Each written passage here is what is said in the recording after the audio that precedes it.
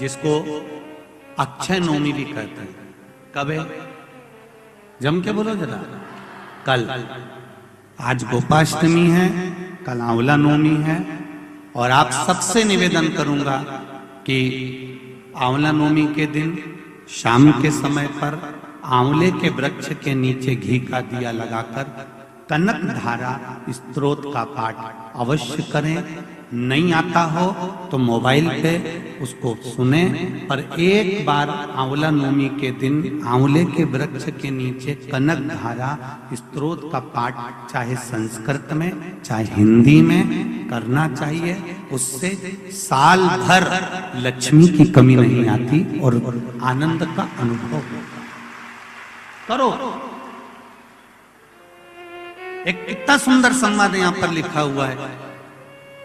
देव उठनी एकादशी के दिन भगवान उठेंगे और देव उठनी एकादशी के दिन भगवान उठकर अपना कार्यभार भगवान शंकर जी से लेंगे।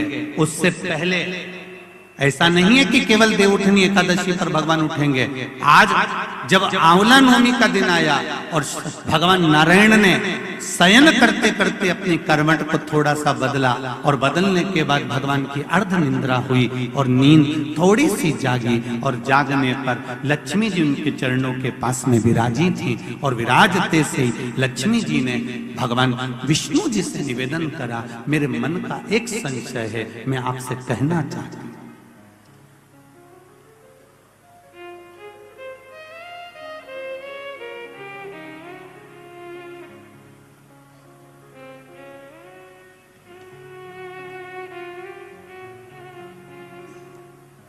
ये हमारे मन का भाव है कि हम भगवान को देव सोनी एकादशी पर सुलाते हैं और देव उठनी पर उठाते हैं।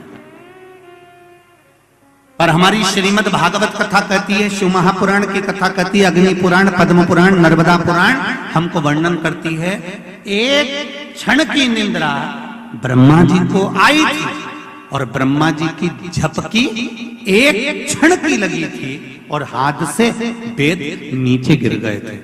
वेद नीचे गिरे, हयग्रीवा ने धारण कर लिए और चारों तरफ पानी पानी हो गया और पूरी पृथ्वी पानी में जल में मग्न होने लगी। जरा विचार करिएगा, एक क्षण की निंद्रा ब्रह्मा जी को आई और वेद हाथ से चले गए और पानी पानी हो गया। और हम कहते हैं कि देव सोनी एकादशी पर देवता सोते हैं और देव उठनी पर उठते हैं। अगर 4-6 महीने जम के अगर वो सो गया तो एक भी नहीं दिखेगा भीगण का।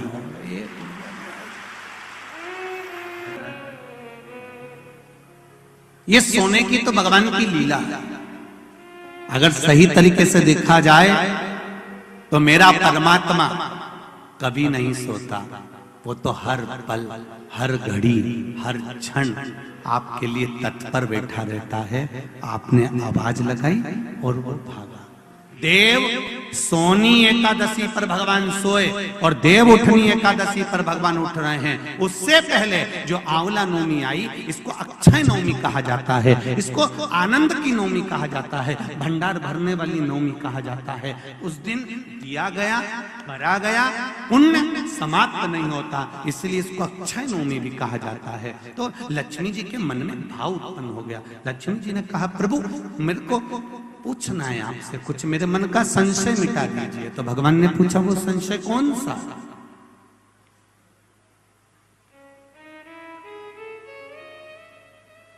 क्या संशय है आपका?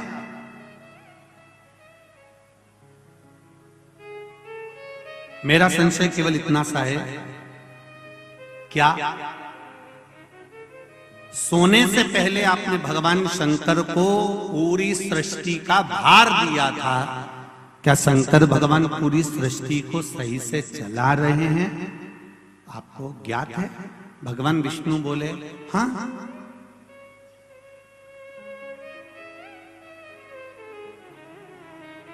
चला रहे। संशय मिटा दो। भगवान ने कहा, कौन सा संशय? मुझे थोड़ी सी परीक्षा ली। अभी तक नारायण भगवान करवट लिए थे, आज नारायण भगवान सीधे होकर पूछ रहे हैं परीक्षा आपको लेना है? हाँ, लक्ष्मी विचार कर लेना। लक्ष्मी तुम्हारे मन में क्या शंकर भगवान के प्रति भेद उत्पन्न हो रहा है? शिव जी के प्रति भेद उत्पन्न हो रहा है? मेरा एक निवेदन पूर्ण श्रोता भाइयों से निवेदन है, शंकर भगवान पर कभी भेद उत्पन्न मत करना। क्या शिव जी को जल चढ़ाने से ऐसा होता है? क्या बेलपत्री खाने से ऐसा होता है? पहले चढ़ाकर देखो, खाकर देखो, लाभ हो तब विचार करिए क्या हाँ होता है। को हम अपने जीवन में उतारें कि आंवला नवमी के दिन आंवले के वृक्ष के नीचे कुछ खाने का नियम क्यों है? बोलो, यहाँ से पहले लोग आंवला के पेड़ के नीचे पिकनिक मनाने जाते थे कि नहीं जाते थे? आंवले के वृक्ष के नीचे बैठते कि नहीं बैठते? क्यों? कोई तुमसे पूछे, कल के बच्चे तुमसे प्रश्न कर लेंगे, मम्मी ये आंवले के वृक्ष के नीचे क्यों पूजन करती हो? आंवले के पेड़ के नीचे क्यों जाती हो? आंवले के वृक्ष के नीचे पिकनिक मनाने क्यों जाना चाहिए? आंवले के वृक्ष के नीचे कुछ क्यों खाना चाहिए? आंवले के नीचे बैठकर दीप क्यों जलाना चाहिए? आज के बच्चे, जो विज्ञान का युग है, इस विज्ञान के युग के बच्चों को विज्ञान के साथ जोड़कर बताना पड़ेगा आपको कि आंवले के वृक्ष की महत्वता क्या है।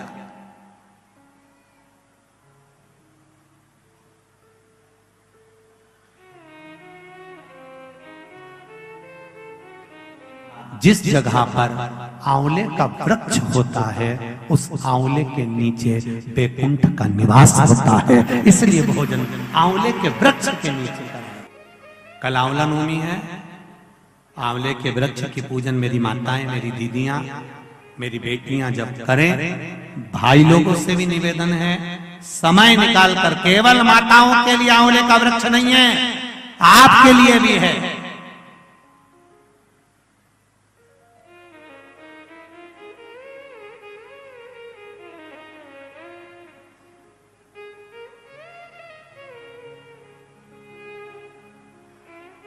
और मेरी माताओं से एक निवेदन, आंवले के वृक्ष के नीचे पूजन करने जाओ, रे पत्ती भी अगर पड़ी हुई है तो उसको भी थोड़ा सा उठा कर लिया ना। अगर घर का कोई व्यक्ति नहीं गया होगा तो उसको मस्तक पर घर में ही वो पत्ती लग जाएगी, तो बैकुंठ का भाव तो उसके पास तक पहुंच जाएगा, उतना भी बहुत है।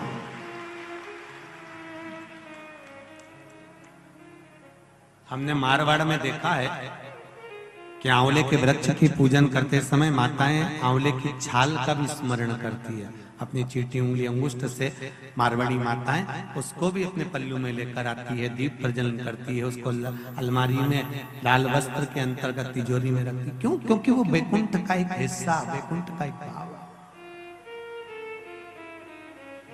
ब्रह्मदेव करें आंवले के वृक्ष के नीचे शंकर भगवान भोजन कर लें तो बैकुंठ के भोजन का फल मिलता है। बैकुंठ के भोजन का फल, हाँ, लक्ष्मी जी ने उसी समय पर आंवले के वृक्ष के नीचे भोजन की व्यवस्था करी। शंकर भगवान भोजन करने के लिए बैठे, जैसे ही माता लक्ष्मी ने भोजन लगाया है, शंकर भगवान ने एक ग्रास भोजन को लिया, पाया और उठकर शंकर भगवान चले गए। थोड़ी देर बाद वापिस लौट कर आ गए, बैठ गए। पूछा महारानी ने, माता लक्ष्मी ने, मेरे शंभु, मेरे बाबा, मेरे भोलेनाथ, मेरे प्रभु कहाँ चले गए थे आप भोजन की थाली को छोड़कर? तब शिव जी कहते हैं, कोई 4 संत भूखे रह गए थे, उनको भोजन कराने चला गया था। लक्ष्मी जी ने कहा, आप सृष्टि के सही संचालन कर रहे हो, मैं जान गई आपको कि आप सृष्टि के सही संचालन करता हो। एक मन की अभिलाषा है, अगर आप पूरी कर दें तो,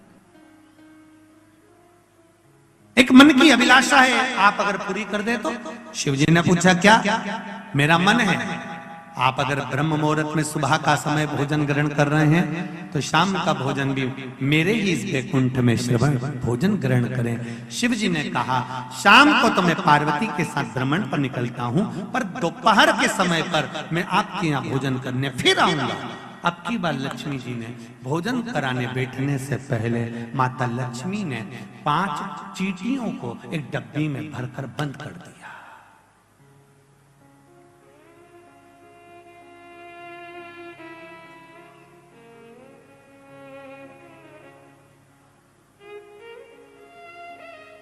पांच चींटियों को माता लक्ष्मी जी ने डब्बी में बंद कर दिया। भर कर बंद करा।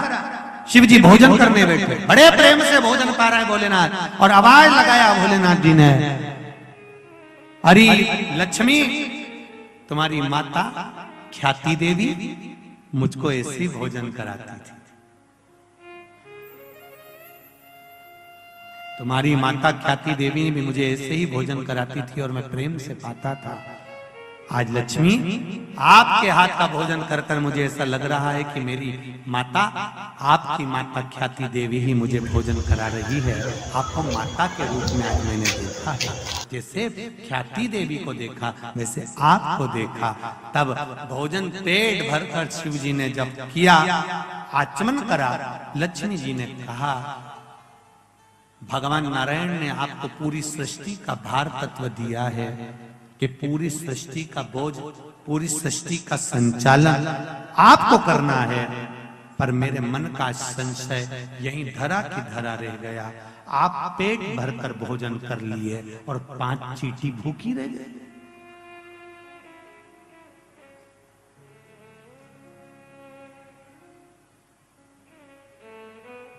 पांच चींटियां भूखी है। शिव जी मुस्कुराकर बोले, अरियो लक्ष्मी, कौन कहता है कि 5 चींटी भूखी है? कहां है चींटियां? लक्ष्मी जी कहती है, डब्बी में मैंने चींटी